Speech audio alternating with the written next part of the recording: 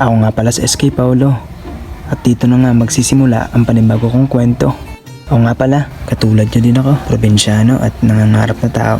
Oo nga pala, mahal. Ito nga pala nangyari sa buong linggo ko. Charot! Mahal, matapos ko nga palang maghilamos ay nagsimula na ako magtimpla ng kape dahil nga mangungumpay pa kami para sa mga alaga naming hayop. Di nga pala mga kasamang itay kasi magpapacheck up sila kasama ang kanyang darling. Ay kaswet naman ang tagal pa nga ng February 14 pero sintamis na agad ng asukal din Tapos na nga pala akong mahal magkape at ako'y lalakad na. Wala kang kiss diyan o kaya naman ay ingat ka. Ay kakatamad, kahit ako'y magat ng kung ano ay nakangiti pa din ako.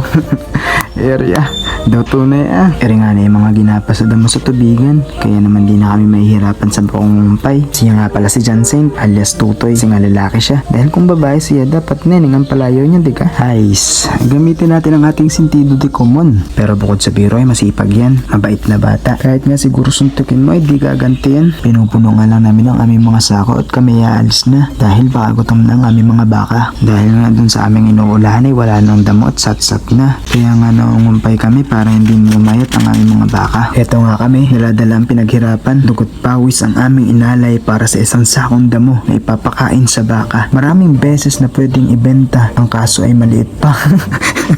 Siya nga pala si Wow. Ito ang motor na sanay sa batakan at kapag nakita ng LTO yan, sure magkakaroon ng habulan.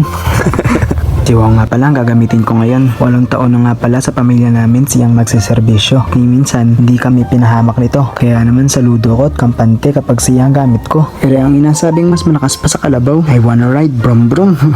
Mahal, ako nga pala aalis na. Papunta sa Nyugan kung saan nandun ang aming baka.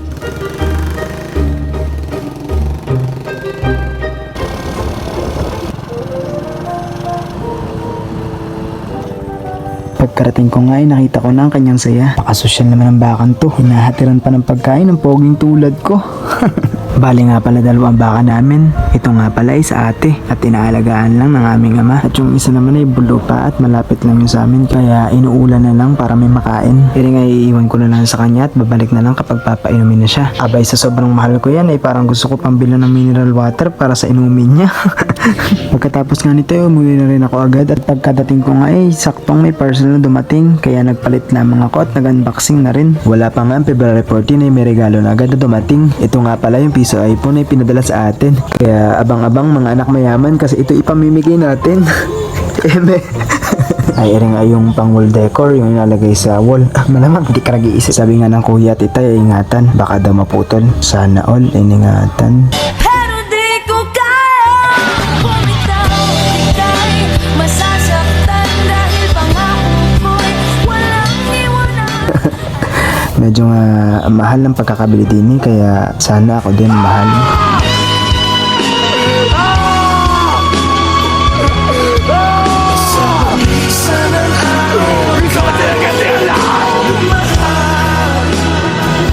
Pagtapos ko ang i-unbox ay natatang itay na itakid dyan. Kaya ngayon sila ay nagtatalo at kami naman ay nagtatawanan.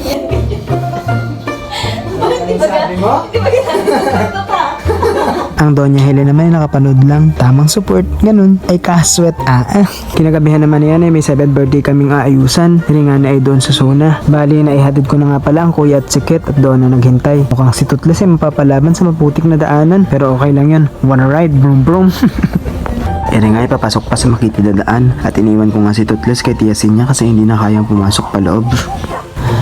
Collaboration nga pala ito ng Group 1 at nandito nga si Boss G, Tony Follower, Billie Eilish at syempre ang nag-iisang Enchong D. Tamad sa ayusan pero bida sa kainan. Ay, makain muna kaso tinuguan lang po na dito. NANI?!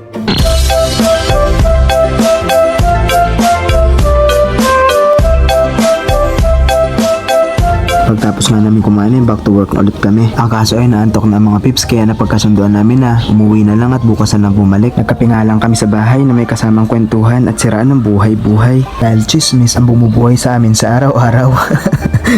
Kinabukasan nga bumalik agad kami. Hindi ko nga na-videoan yung mga ginawa namin ngayong umaga kasi dali-dali na dahil magsisimula na ang event. Basta't inilagay lamang namin ang mga dapat ilagay. Inayusan ang dapat ayusan at ito nga naging result. Pagtapos nga nito ay agad ako naligo para naman hindi ako magmukhang tatay sa meeting ng federasyon. Nag-uniform nga pala ang taong ito para magmukhang kagalang-galang sa aming galang-galang SK Paulo.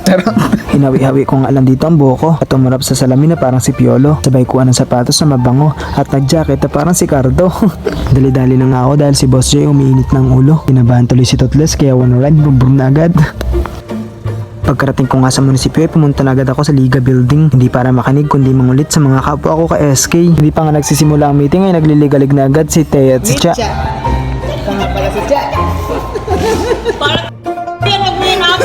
Malapit na nga pala magsimula ang meeting ng mga outstanding SK. Dininganay na perma na ako sa attendance at lugi kapag nagbarindahan baka ako hindi mapasama. Marami nga pala kami na pag-usapan at napagkasunduan. Mga dapat ayusin at mga dapat gawin bilang SK. Pagtapos nga nito ay nagpicturean lang ang mga pips at nagmerienda na rin. Ang merienda nga namin dito ay biskuit at kape. Ay parang may bumuking sa balagbag eh. Dininganay ay tunay na kasasamok ng mga SK Pero ito ang samok na gusto kong mapakinggan sa araw-araw dahil hindi nakakasawa. Yan ang mga SK na maliligalig pero mamahalin mo ng sobra dahil grabe silang mag-effort para lang ang kanilang kabataan ay mapasaya. Umalis na nga pala ako at ako'y mamimili pa. Nahihiya nga mag-video ang pips dito kasi maraming tao. Nag-crave nga pala sa buttered shrimp ang taong ito pero dahil hybrid ang mag-darling ay buttered mais with egg na lang muna. Thank you po. Pagkatapos kong mamili ay dumiretso na rin ako para sunduin ang aking kuya. Ere nga pala ay sa J&G Flowers and Prints. E di ka na may Feb ibig na ay ba't hindi kayo magpagawa din ng buke at regalo sa inyong sinisinta? E kapag kayo nagbigay diyon ay talagang labis-labis na mamahalin ka. Kaya mag-abil ka na at baka maubusan ka. Buti ang iyong sinisinta ay andyan lang. Pero itong bulaklak ay nagkakaanda-ubusan yan. Di naman kami pauwi na at kinabukasan naman ay ako'y nagsimba. Siyempre araw ng linggo ay araw ng paghingi ng tawad, pagpapasalamat at pagsamba. Baka aga kayo sa jowa niyo lang nahingi ng tawad ay dapat sa Diyos din. At kung tayo nawawala at naliligaw na ng das, andyan lang si Lord. Yun lang. Mahal, yun nga pala nangyari sa buong linggo ko.